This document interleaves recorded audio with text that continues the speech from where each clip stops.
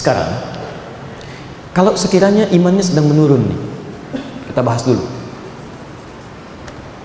Bagaimana cara menaikkannya?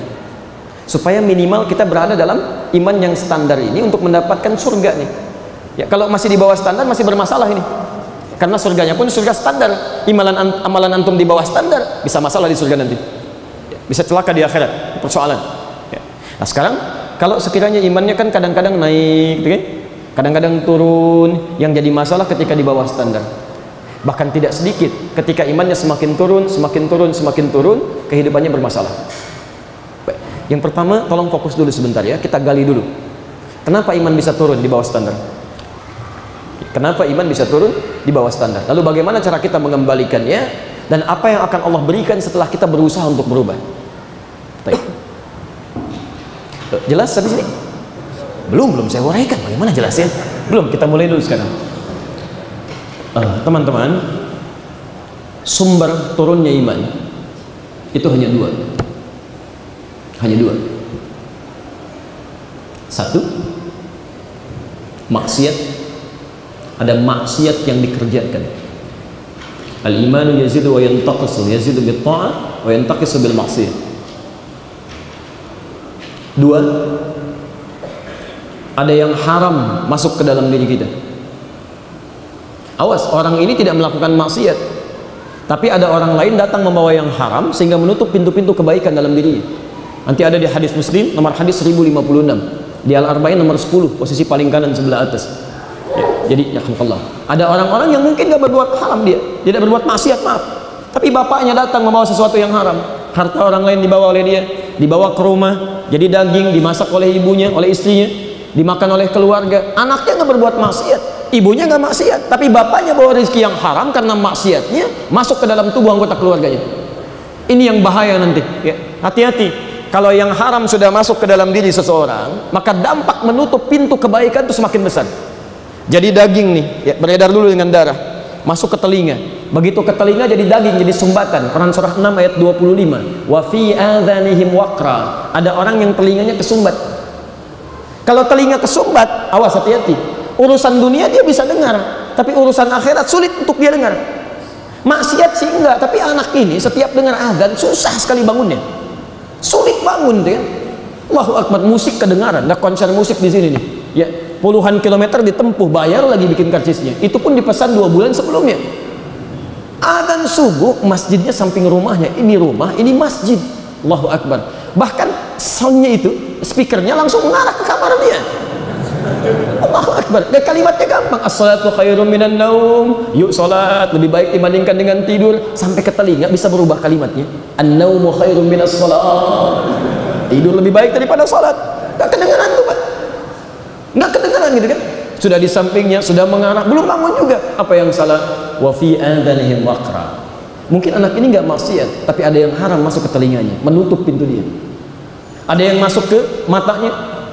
Jadi kalau telinga sudah nggak bisa dengar, saking sayangnya Allah tidak akan dibiarkan dia, diberikan petunjuk lewat jalan yang lain, mata.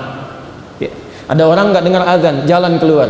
Orang sebelum subuh udah ke masjid, dia olahraga misalnya, kan muslim, jalan, diperlihatkan oleh Allah orang-orang mulai ke masjid. Ada yang orang dewasa, ada yang standar, ada bahkan yang sepuh-sepuh, ada bahkan anak kecil sudah mulai berangkat, kelihatan di matanya.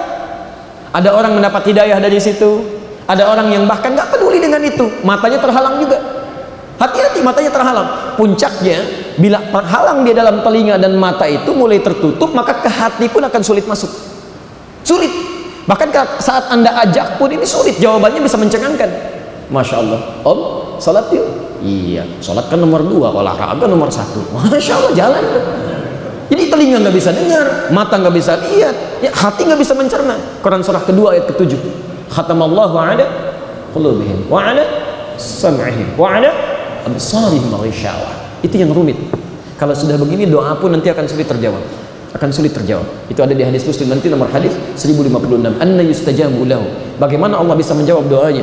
Famat'amu haramun, karena makanannya haram, masyrabu haramun, minumannya haram, wal basuhu haramun, pakaiannya haram, wa ghudhiya bi haramin, dan perangkat hidupnya haram. Ini satu. Yang kedua, maksiat. Termasuk maksiat kecil-kecil yang tidak disadari. Itu bisa menurunkan iman. Mata misalnya, mata Apa fungsi mata? Oh, kan? Udah salah.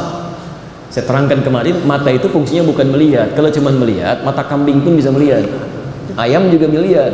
Ya, mata kita itu fungsinya bukan cuma melihat, tapi di Quran surah kita kan kajiannya Quran ya. Quran surah ke-24 ayat 30 untuk laki-laki, ayat 31 untuk perempuan. Kata Allah, qul lil mu'minina, katakan bagi pria-pria yang merasa punya iman, yaghuddu min absarihim, matanya hanya boleh lihat yang baik-baik saja. Bighaddul basar itu bukan gak boleh lihat. Yang ghuddu itu artinya memalingkan dari yang tidak layak dipandang. Kata Allah, ini nggak boleh dipandang, dia palingkan. Nah, ada orang-orang yang kata Allah nggak boleh lihat, dia tetap lihat. Maka tatkala matanya melihat, terbiasa melihat yang jelek, maka ketika melihat yang baik sudah nggak peka lagi. Awas, hati-hati, ada orang punya penyakit mata, bukan mata fisiknya. Mata fisik mungkin kelihatan, ini handphone, ini macam-macam, ini yang lainnya. Tapi mata-mata ini tidak bisa melihat nilai-nilai kebaikan karena sering melihat yang jelek. Awas ya, ada dua pasangan yang tidak mungkin bersatu ini, baik dengan buruk. Kalau Anda terbiasa melihat yang baik-baik, maka melihat yang buruk Anda tidak akan peka. Anda lihat yang baik-baik, lihat mushaf, lihat masjid, lihat orang-orang saleh, begitu melihat keburukan Anda akan langsung palingkan seketika itu. Tapi kalau Anda terbiasa melihat yang jelek-jelek, maka melihat kebaikan Anda tidak akan peka lagi. Lihat aurat terbuka, lihat maksiat, lihat macam-macam. Nanti begitu melihat kebaikan, itu tidak ada sentuhan lagi dalam jiwa karena terbiasa melihat itu.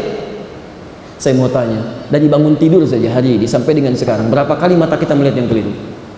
Jangan-jangan ke masjid pun kesini masih melihat yang salah juga. Coba cek aurat di sekitaran kita, gambar-gambar yang tidak jelas, gambar-gambar di handphone. Kadang-kadang tidak sadar bahwa itu melihat yang keliru. Kalau tidak diistighfari segera, maka mata kita bisa bermasalah. Puncaknya, kalau ada orang yang matanya sehat dalam urusan dunia, buta dalam urusan akhirat, itu yang paling berbahaya.